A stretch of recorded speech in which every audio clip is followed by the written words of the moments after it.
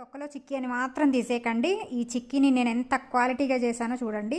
పల్లీలలో వేంపుకున్న తర్వాత చిన్న చిన్న మొలకలు అవి నోటికి చేదు తగులుతాయని చెప్పేసి వాటిని డివైడ్ చేసేసుకున్నాను. నువ్వుల చిక్కీ కోసము నువ్వుల్ని గాలించేసుకున్నా. ఎంత ఏ క్వాలిటీవి తీసుకున్నా కానీ చూడండి గాలించాక ఎంత డస్ట్ వచ్చిందో. మళ్ళీ ఆ డస్ట్తో మనం చిక్కీ ప్రిపేర్ చేస్తే చిక్కీకి ఉన్న క్వాలిటీ మొత్తం పోయిద్ది.